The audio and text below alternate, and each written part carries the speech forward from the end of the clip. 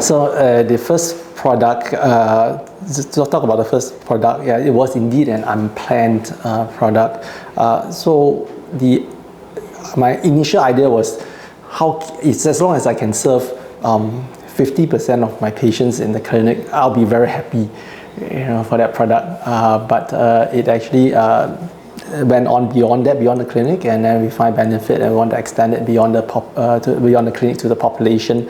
So I think the overarching principle is that how can we bring forth this benefit to the population? I think that is the impetus why we want to do that.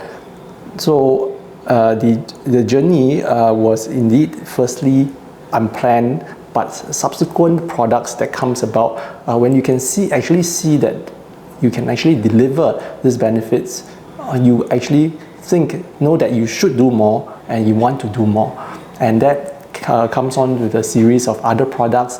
And so far we have like more than 20 products, and it has gone beyond our clinics to many countries, 16 countries in total. I think it is this cumulative experience that we have over time to do it better and more effectively. And the most important thing is that you can actually see the benefit, the effect, real time before you, when you compare years before, the outcomes of patients and the outcomes now, you can actually see the benefit, and that really gives us the drive to do more. Yeah.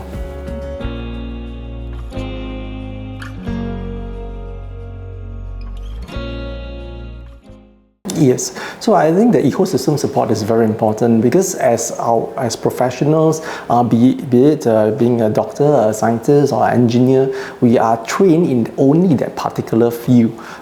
We have a lot of blind spots, we have a lot of deficits, and certainly to bring your knowledge, translate it and put it into the market, it is a whole journey that you actually require other people to come in to help you. I actually have to engage a lot of my colleagues to get their help along the way, in particular the technological side, the commercial side. They give me a lot of insights and guidance, and without them it would have been impossible.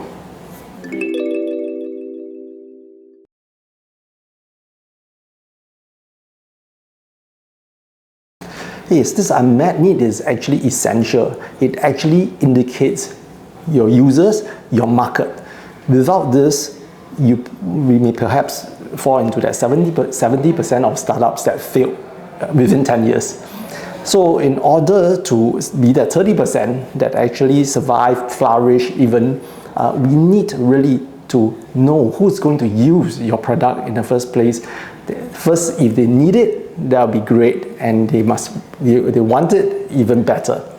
So this, I think, is essential for the whole journey.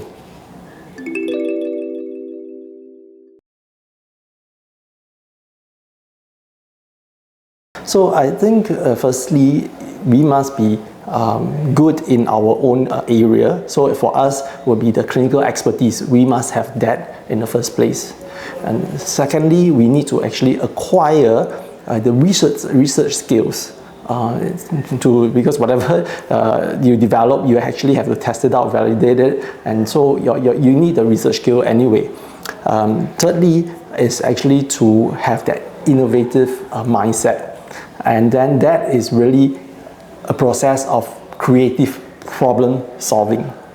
And so that can be developed. It doesn't mean that someone is born with it and you have it. If you're not born with it, you're not having it. It is a development process. And then lastly, it is actually the entrepreneurship mindset. Yeah, entrepreneur mindset that one needs to develop. And essentially, it is about creating something of value out of nothing.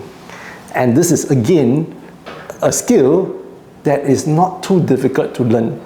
It is about exposure, about learning from other people, from other fields, and then integrating it with your innovations, with your research on the background, and apply it to your clinical setting.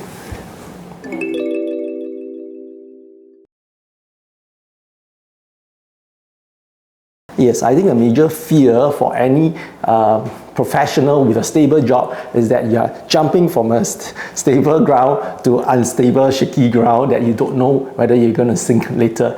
So I think this is the greatest problem for people transiting from their profession over to something that is uncertain. So entrepreneurship by itself, you don't know what you're going to get.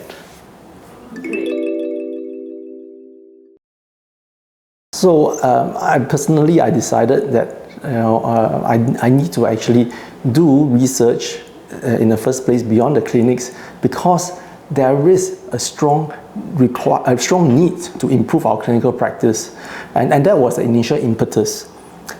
Because our clinical level of our clinical practice is really, we can actually see that there's a lot of areas that we need to improve, and we have to do it ourselves. So taking the first step to do research, that was what I took, and then subsequently we need to actually change the clinical practice tangibly, and that you actually have to take the knowledge and idea and transform it to something that you can build and develop and give to other people. And so the innovation has to come out, and then to deliver it effectively to people, you have to engage in enterprise activities, be an entrepreneur yourself, to actually push the product, deliver your services into the population. Then you can actually see the real benefit and the change that occurs over the years. And once you see that, you will want to do more. Yeah. So I think it's about looking at the long-term goal, end goal, and see that go in that direction. It really doesn't matter whether you're going to take a roundabout path, but as long as you set your sights right at the end goal in that direction, you'll go right. So in terms of prioritization of work, it's the same thing. We focus on what we want to, the outcomes that we need to achieve. And the rest of the things are actually, things that do not create value. I think we should deprioritize. So in general, it's about 80% of your time, is spent on 20% of the important stuff, and 20% of your time is actually spent on unimportant stuff. So one should really, try to be focused on what is essential to help you achieve this outcome and create value along the way, rather than doing a lot of different things that actually diffuses your attention, and after that it doesn't account to the final outcome you want to achieve.